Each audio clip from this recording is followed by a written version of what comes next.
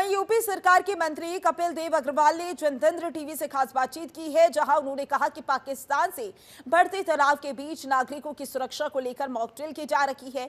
सरकार का कहना है कि हर नागरिक की सुरक्षा उनकी प्राथमिकता है। कपिल देव अग्रवाल ने पश्चिम बंगाल की मुख्यमंत्री ममता बनर्जी की सीमा सुरक्षा पर बयान को भी गैर जरूरी बताया और कहा कि पहले ममता जी अपने राज्य की स्थिति संभालें। जनगणना को लेकर कांग्रेस और सपा के बीच चल रही दौड़ पर भी तीखा हमला बोला।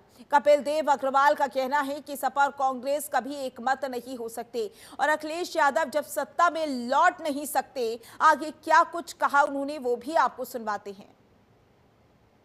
पाकिस्तान से तनाव के बीच नागरिकों को कैसे सुरक्षा दी जाए, इसको लेकर मॉक ड्रिल की जाएगी। पूरे देश में मॉक ड्रिल होगी, उत्तर प्रदेश में भी यह मॉक ड्रिल देखने को मिलेगा। हमारे साथ उत्तर प्रदेश सरकार के मंत्री कपिल देव अग्रवाल, उनसे बात करते हैं। सर, मॉक ड्रिल होगी, नागरिक सुरक्षा के उपाय बताए जाएंगे, युद्ध जैसा माहौल क्रिएट किया जाएगा ताकि अगर किसी तरीके का ऐसी परिस्थिति होती है तो उसमें नागरिकों को कैसे सुरक्षा दी जाए। उत्तर प्रदेश में क्या कुछ तैयारी? देखिए, गृह मंत्रालय ने जनसामान्य को निर्देशित किया है, आगाह किया है कि मॉक ड्रिल की तैयारी है, यानी आम जनता मानसिक रूप से उसके लिए तैयार है।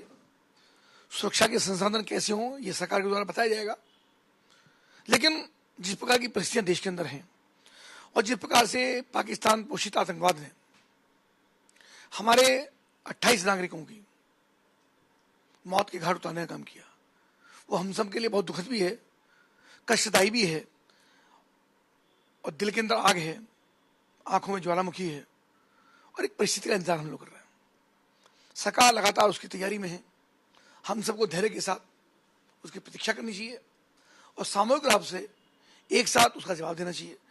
देश के नागरिकों की जहां जैसी आवश्यकता पड़ेगी, मुझको लगता है पूरा देश इस आतंकवाद के खिलाफ भारत के साथ, भारत की सरकार के साथ और देश के नौजवानों के साथ, देश के सैनिकों के साथ ये खड़ा है और जो जो विषय आएगा हम सब उसके साथ खड़े हैं।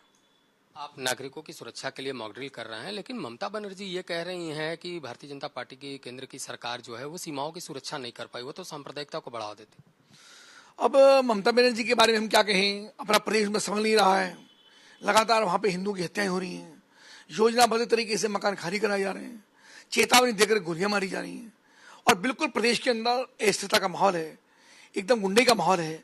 तो मुझको लगता है कि देश की सुरक्षा की जिम्मेदारी सरकार की है और सरकार कर रही है, हमारे देश के नौजवान कर रहे हैं। आप प्रदेश संभालें और प्रदेश में सबको जीने का अधिकार दें, जो प्रदेश के अंदर इस तरह का वातावरण है वो संभालने का काम करें। जाति जनगणना पर लगातार चर्चा हो रही है, सपा कांग्रेस के बीच उसका श्रेय लेने की होड़ है। उसी बीच अखिलेश यादव ये भी कहते हैं कि 27 में तो हम आ रहे हैं और सामाजिक न्याय और विकास की अब बात करेंगे पीडीए के साथ। बड़ा हास्यास्पद सा विषय है कि देखिए, श्री अखिलेश यादव कांग्रेस के साथ 10 वर्ष तक सत्ता के अंदर है, पूरा सत्ता का आनंद उन्होंने लूटने का काम किया। उससे पूर्व में श्री राजीव गांधी, उससे पूर्व में श्री इंदिरा गांधी, श्री गुजराल साहब, श्री नेहरू, ये सब लोग सत्ता के अंदर हैं, केवल बयानबाजी करते रहे, बयानवीर बने रहे और अखिलेश यादव जी केवल बयानवीर बने रहे, ये निर्णय नहीं कर पाए।